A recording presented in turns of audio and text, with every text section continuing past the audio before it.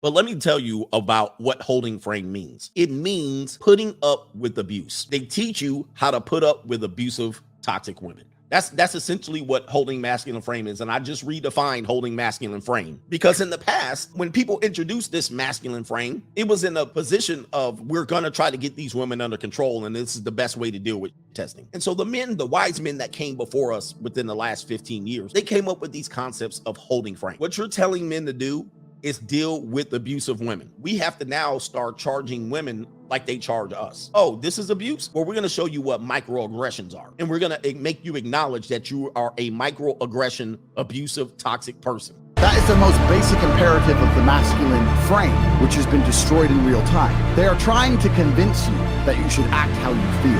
Look, I have no problem with guys crying. Sometimes you cry, right? What I'm saying is the reason they're trying to bring out emotionality in you is because most of the time you don't feel like doing the things you're supposed to do. But the true masculine frame throughout history was doing the things they didn't want to do, but they knew they had to do because they had honor and duty. Do you think the men on the Titanic wanted to stay on the Titanic? You won't have any control over your life if you don't have a masculine frame. You'll always be a beta, doing a job you despise, being a couch potato, and never reaching your full potential. You will never be in control of yourself if you can develop your masculine energy but lack a masculine frame. A man with a masculine frame can be a man, strong and powerful, while still being able to control his emotions. He exudes confidence and is incredibly cool, calm, and collected. Women are attracted to his aura and can feel his masculinity. Men either adore him or despise him. Occasionally both. Boys and young men will look up to this man. Simply put, having a masculine frame indicates you can conduct yourself as a man. When necessary, you can act with aggression or calmness. You are not attempting to dominate others by learning how to hold a dominant masculine frame. It implies that your own frame cannot be moved. No one can overthrow your dominant frame since it is unbreakable. This is idealistic, of course. Nobody consistently possesses flawless frame control. We are all only human, thus we can all become upset. But the important thing is to keep as much of a masculine frame as you can. There are 3 keys to developing your masculine frame.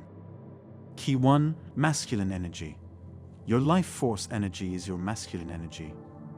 It is the sexual energy you possess, but appears as masculine energy in men or those with more pronounced masculine traits. The testosterone in our bodies, the tenacity of our will, and the brutality of our focus on a goal combine to form our masculine energy. When you develop principles, build strength, create a purpose that inspires others, lead others to victory, and create a legacy, you develop masculine energy. Every man with principles is macho. Your values will determine how different your principles are. But you need to have guiding principles that apply in all circumstances. This means saying no to some things as they come up. Practice saying no. You truly start to sow the seeds for significant growth in your masculine energy when you're able to say no to things. After forming principles, you must increase your strength. Martial arts and weightlifting are 2 physical ways to accomplish this. Mentally, you achieve this by developing the ability to refuse requests that conflict with your values. Key 2, emotional intelligence. Having a masculine frame obviously requires emotional intelligence. Most men never fully express the innately masculine energy they possess. The next step for those who succeed is to cultivate emotional intelligence. Not that you should never become angry.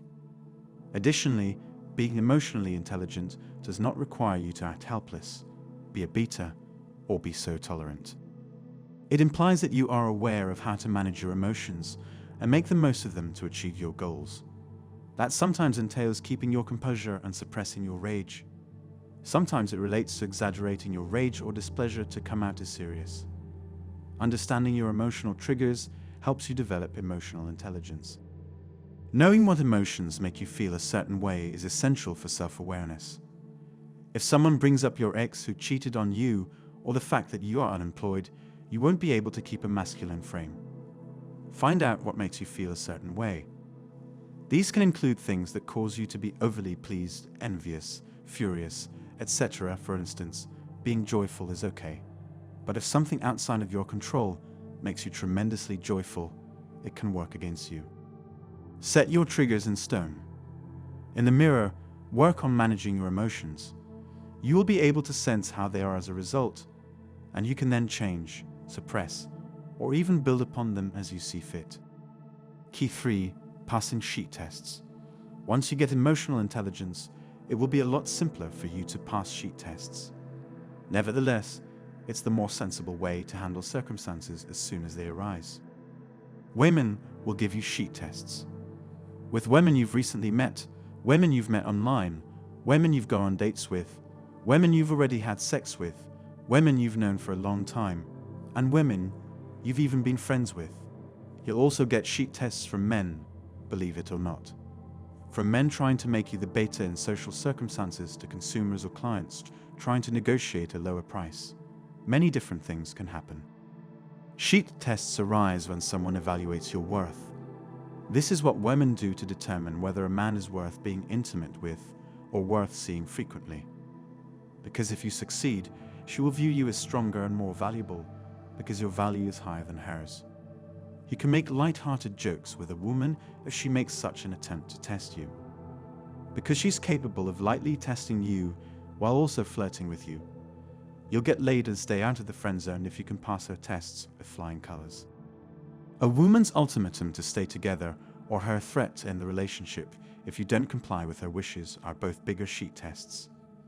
You address this by being composed and informing her that you are on a purpose and are living your life the way you want to, and that she is free to join you or get out of your life. You must first learn to control and grow your masculine energy, gain emotional intelligence, and master the ability to deal with sheet tests from both women and men. You'll have a powerful masculine frame with these 3 keys.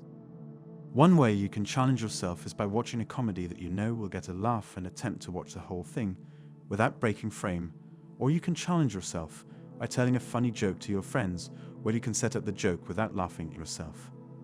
These are exercises to control frame breaks. This logic can also be applied to crying if you're emotionally sad. You can watch a movie where you know you get emotional and attempt dryness of your eyes. All men need to know that a man is not born with a masculine frame, he is given it by a caring father. With the rise of single mothers having complete psychological control over boys, we're seeing masculine frame fading from our societies. It is a tradition that the fatherless and forgotten must pass to our fellow male orphans. It is critical in our times to not only pick up frame for our own benefit, but to pass it to the next man for his benefit.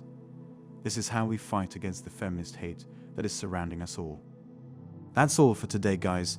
Don't forget to smash the like and subscribe button to get more dope content like this every day. Till next time.